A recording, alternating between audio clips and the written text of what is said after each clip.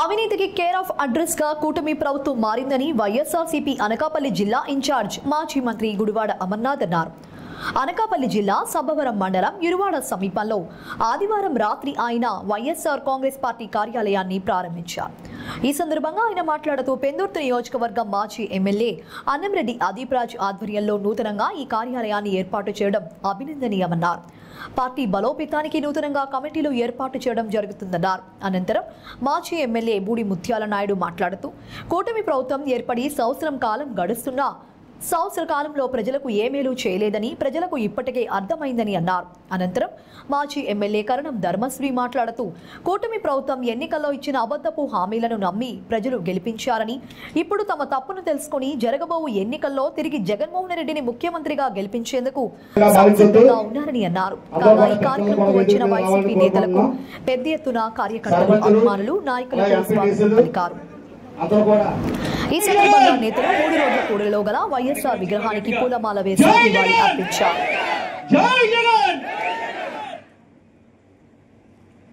అందరికీ నమస్కారం. ఈరోజు సబ్బవరం మండలం తీసుకుంటే ఇది 2025 సరిగ్గా 10 సంవత్సరాలు అయింది. సమన్వయకర్తగా బాధ్యతలు తీసుకొని 10 సంవత్సరాలు పూర్తవుతుంది. 2015లో అవాల్ సమన్వయకర్త బాధ్యతలు తీసుకున్న దగ్గర నుంచి కూడా ఈ రోజు వరకు కూడా నా వెన్నంటుండి నాకు అండగా దండగా ఉన్నటువంటి మీ అందరికీ కూడా మరొకసారి పాదాభివందనాలు తెలియజేసుకుంటూ ఈ 10 సంవత్సరాలు కూడా మీరందరూ కూడా చూశారు.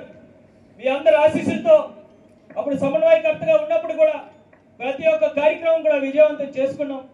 మీ అందరి ఆశీస్సులతో, మీ అందరి అభిమానులతో మరి ఎమ్మెల్యేగా గెలిచిన తర్వాత కూడా అనేకమైనటువంటి కార్యక్రమాలు మనం చేసుకోగలిగాం. అవాల్ జగన్మోహన్ రెడ్డి గారి ఆశీస్సులతో మన నియోజకవర్గాన్ని కానీ మన ప్రాంతాన్ని కానీ ఎంతగానో అభివృద్ధి చేసుకున్నాం. అనేకమైనటువంటి సంక్షేమ కార్యక్రమాల్ని మన అందరం కూడా అందించడం జరిగింది. అర్హులైన వారు వెళ్ళిపోయే పరిస్థితి ఉండదు.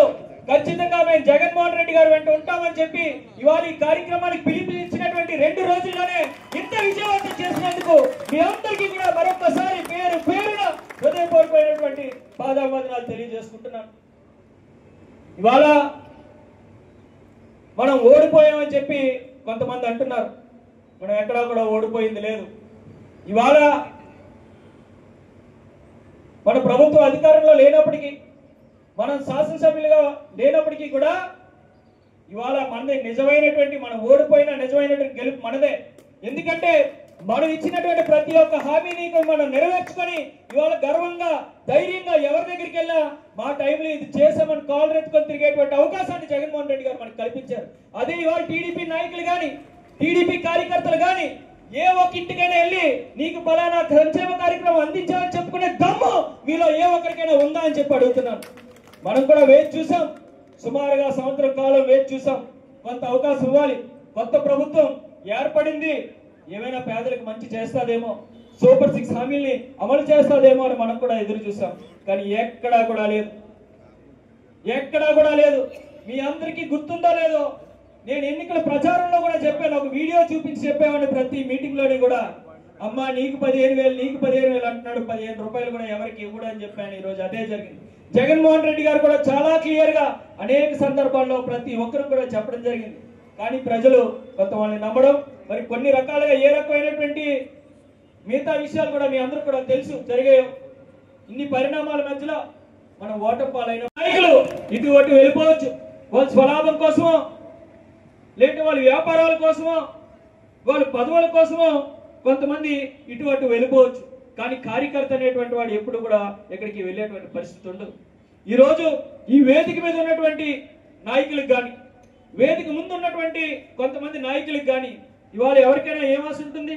ఇక్కడ మేము ఉన్నటువంటి వాళ్ళకి ఒక సర్పంచ్ అవ్వాలో, ఎంపీటీసీ అవ్వాలో, ఎమ్మెల్యే అవ్వాలా, ఎంపీ అవ్వాలా, మంత్రి అవ్వాలా, లేదంటే వార్డు మెంబర్లు అవ్వాలా అనేటువంటిది ఇక్కడ ఉన్నటువంటి చాలా మంది నాయకులకు ఉంటుంది. కానీ ఇందులో ఆ రకం కేవలం 20% ఉన్నాం మేమందరం కూడా. కానీ మిగతా మీరు అందరూ కూడా వచ్చారంటే మీరు పదవులు ఆశించి రాలేదు. మీకు ఎవరు తిండి పెట్టట్లేదు. మీ బండిలో పెట్రోల్ మీరు వేసుకుంటున్నారు, మీ తిండి మీరు తింటున్నారు, మీ కష్టం మీరు పడుతున్నారు. మీరు అందరూ కూడా ఇవాళ ఇక్కడికి వచ్చారు అంటే ఇవాళ మా మీద అభిమానం కాదు, జగన్మోహన్ రెడ్డి గారి మీద, వైఎస్ఆర్ కాంగ్రెస్ పార్టీ మీద అభిమానం అనేటువంటిది ఇవాళ ఎప్పుడు కూడా మేము మర్చిపోం.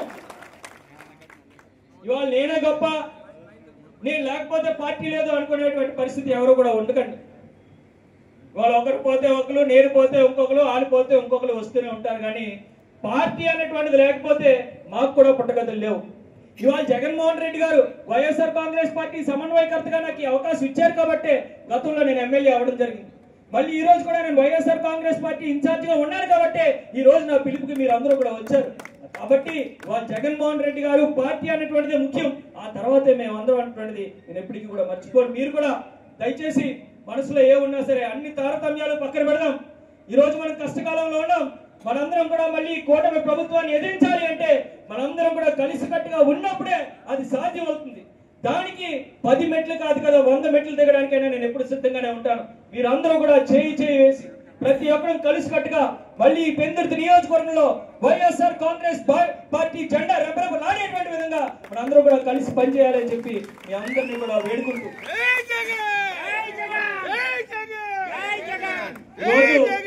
నేను కూడా ఊహించలేదు.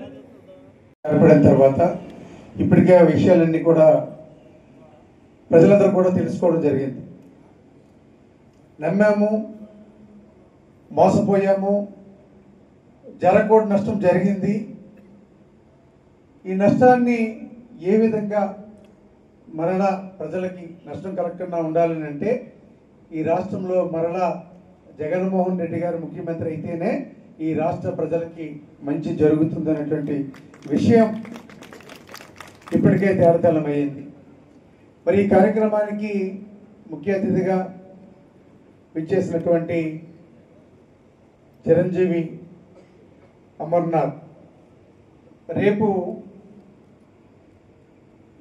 జిల్లా పార్టీ అధ్యక్షులుగా పదవీ బాధ్యతలు చేపట్టబోతున్నటువంటి అమర్ పార్టీ గురించి, నాయకత్వం గురించి, భవిష్యత్తులో పార్టీ చేయవలసినటువంటి కార్యక్రమాల గురించి, అన్నిటి గురించి కూడా జగన్మోహన్ రెడ్డి గారి నియోజకవర్గంలో వైఎస్ఆర్ పార్టీ అభ్యర్థి గెలుపొందడానికి మీరందరూ కూడా ఇప్పటి నుంచే ఒక ప్రణాళికాబద్ధంగా పార్టీ ఇచ్చినటువంటి ప్రతి పిలుపుకి కూడా జయప్రదం చేయడానికి రేపటి నుంచి జిల్లా అధ్యక్షులుగా అమర్నాథ్ చేపట్టేటువంటి జిల్లా కార్యక్రమాలు ఏవైనప్పటికీ కూడా పార్టీ అనేక రకాలుగా గెలుపొందడానికి కావలసినటువంటి సలహాలు, సూచనలు, కమిటీలు ఇవన్నీ కూడా వేయడానికి తన వంతు జగన్మోహన్ రెడ్డి గారు మొన్న మీటింగ్ పెట్టి వారందరికి కూడా ఒక కార్యాచరణని రూపొందించి వారికి అప్పచెప్పడం జరిగింది.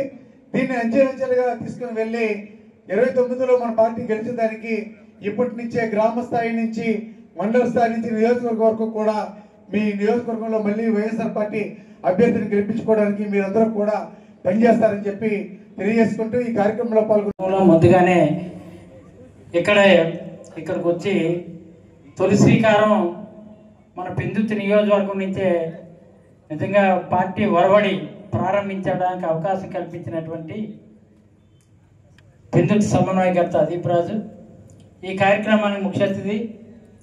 ఇప్పటి వరకు కూడా కొంత మాట్లాడదాం అనుకున్నాడు, ఇంత మాట్లాడడానికి కారణం నేనే, ఎందుకంటే నేను రావడం లేట్ అవుతుంది కాబట్టి. అలా నాన్నగారు రాజశేఖర రెడ్డిని తీసుకురావడం కోసం అప్పుడు కొంత రామకృష్ణ గారు ఎన్నికల ముందు ఎంపీ ఎలక్షన్స్కి మా వడ్డాదిలో మీటింగ్ జరుగుతున్నప్పుడు వెళ్తే అలాగా రాజశేఖర రెడ్డి ఎక్కడ ఒక మంచి శుభపరిణామం ఇది. ఎందుకంటే చాలామంది చాలా రకాలుగా ఓడిపోవడం ఒక వంతు అయితే, ఓడిపోయిన తర్వాత వాడిపోవడం మరింతగా మన అందరిలో కూడా ఉంది. అది బాగా వాడిపోయాం, ఒక రకంగా ఇది ఆలోచించుకుంటే చాలా రకంగా మాడిపోయాం. కానీ ఓడిపోయినా, వాడిపోయినా, మాడిపోయినా మనం మారిపోకుండా వైఎస్ఆర్సీపీ ఉన్నందుకు మీ అందరూ కూడా ప్రత్యేకమైన ధన్యవాదాలు ఈ సందర్భంగా తెలియజేసుకుంటూ, మరి ఈరోజు పిల్లలతో కడతారా, సిమెంట్తో కడతారా, ఇసుకతో కడతారా, అవన్నీ మేమెక్కడ చూస్తాం, మాకంత సమయం ఎక్కడ ఉంది అని చెప్పి మంత్రులు మాట్లాడుతున్నారు. పెద్ద ప్రళయం వచ్చేస్తే ఏ రకంగా మేము మాత్రం ఏం చేస్తామని చెప్పి ఒక మంత్రి అంటాడు. ప్రళయం వస్తే అన్ని గోడలు పడిపోవాలి కదా. చంద్రబాబు నాయుడు కట్టిన గోడ ఒకటి ఎందుకు పడిపోద్ది? అవును, హుదూద్ తుఫాన్ వచ్చింది, మీ అందరికి తెలుసు. 2012లో హుదూద్ తుఫాన్ వస్తే మొత్తం అందరి ఇల్లు కప్పులు ఎగిరిపోయి, అందరి అద్దాలు చిరిగిపోయి, అన్ని గోడలు పడిపోయి, అన్ని చెట్లు పడిపోయి, చంద్రబాబు నాయుడు చెట్టు ఒకటే నేను పడిపోయింది. మరి అలాంటి ప్రళయం వచ్చినప్పుడు మరి అన్ని గోడలు పడిపోవాలి కదా. సింహాచలంలో ఉన్న గోడలు అన్ని పడిపోయేది అనుకో, అయ్యో ప్రళయం వచ్చింది, ఇబ్బంది అయిపోయింది అని చెప్పాను. చంద్రబాబు నాయుడు 2 రోజుల క్రితం కట్టిన గోడ ఒకటి మాత్రం పడిపోయింది. ఒకే కుటుంబంలో 4 చనిపోయారు. కొత్తగా పెళ్ళైనటువంటి నవజంట 20-30 సంవత్సరాల యువకుడు, 27 ఏళ్ల యువతి, వారి తల్లి, వారి మేనత్త, ఒకే కుటుంబంలో 4 చనిపోతే ఆ కుటుంబానికి తిరిగి ఆ శోకాన్ని ఎవరు తీరుస్తారు? ఈయన అడిగితే అంటాడు, అక్కడ చచ్చిపోలేదా, ఇక్కడ చచ్చిపోలేదా, జగన్నాథ్ రథయాత్రలో చచ్చిపోలేదా, కుంభమేళాలో చచ్చిపోలేదా? మోసపోతాడు, వాడినే మోసం చేయగలమా? చంద్రబాబు నాయుడు చేతిలో 3 సార్లు మోసపోయారు, మళ్ళీ 4వసారి కూడా మోసపోయారు. ఇంకా 5 సార్లు అంటే మరి మనల్ని ఆవిడ కాపాడలేడు ఇంకా. సో ఈ రోజు ఉన్నటువంటి పరిస్థితుల్లో ఈరోజు ఈ మెడికల్ డిపార్ట్మెంట్ చెందినటువంటి మంత్రి గారు వచ్చారు, విశాఖపట్నం వచ్చారు అనుకుంటా. ఆయన అంటాడు, జగన్మోహన్ రెడ్డి గారి హయాంలో ఇచ్చినటువంటి అమ్మినటువంటి మద్యం వల్ల కిడ్నీలు పోయాయని చెప్తున్నాడు. మరి అంత అన్యాయంగా మాట్లాడుతున్నాడు. మరి నువ్వు ఇచ్చే 99 రూపాయలు మంది ఏమైనా సర్వరోగ నివారణ? ఇందాక చూసాం, ఇందాక ర్యాలీగా వస్తుంటే వాడు కింద పడుకొని ఎలా దొరుకుతున్నాడు చూసాం. మనం హయాంలో ఇచ్చినటువంటి మందట రాష్ట్రంలో అందరి కిడ్నీలు పోయాయంట. వీరిచ్చేటువంటి మందట సర్వరోగ నివారణ అట. 99 రూపాయల ఎఫెక్ట్ ఎలా పనిచేస్తుందో గ్రామంలోకి వెళ్తే ఒకసారి తెలుస్తుంది అందరికి కూడా. ఈ రకమైనటువంటి చెప్పుడు మాటలు, తప్పుడు మాటలు, ఏదైనా మంచి జరిగితేనేమో వాళ్ళ వల్ల, చెడు జరిగితేనేమో మన వల్ల అనేటువంటి ఒక తప్పుడు ప్రచారాన్ని. నేను సింహాచలంలో గోడ కూలిపోయి 7 చనిపోయారు. ఈయనేమో అంతర్జాతీయ స్థాయి రాజధాని కడతానంటాడు. సరిగ్గా 20 అడుగులు గోడే కట్టలేడు, రాజధాని కడతానంటే ఏం నమ్ముతారు ప్రజలు? అడిగితేనేమో నేను హైటెక్ మేస్త్రిని అంటాడు. ఇంటర్నేషనల్ హైటెక్ మేస్త్రిని, నాకంటే పెద్ద మేస్త్రి ప్రపంచంలో లేడు, నేను కట్టినటువంటి బిల్డింగ్లు, గోడలు, గ్రాఫిక్స్ ఎవడో కట్టలేడు అంటాడు. తీరా చూస్తే 20 అడుగులు గోడ కడితే 7 చనిపోయారు. సింహాచలం చందనోత్సవం మనందరికి చరిత్ర చూసాం. ఎప్పుడన్నా ఇటువంటి అపశృతి ఎప్పుడైనా జరిగిందా? లక్షలాది మంది వెళ్తారు. ఒక గోడ కట్టినప్పుడు ఆ పక్క నుంచి, కొత్తగా కట్టినటువంటి గోడ పక్క నుంచి క్యూ లైన్ కనీసం వెళ్తే ఆ ఇబ్బందులు ఏదైనా వస్తే, ఆ గోడ పడిపోతే మరణిస్తారు అనేటువంటి కనీస జ్ఞానం లేకుండా 2 రోజుల ముందు గోడ కట్టి ఆ గోడ పక్క నుంచి పెద్ద క్యూ లైన్ నడిపి,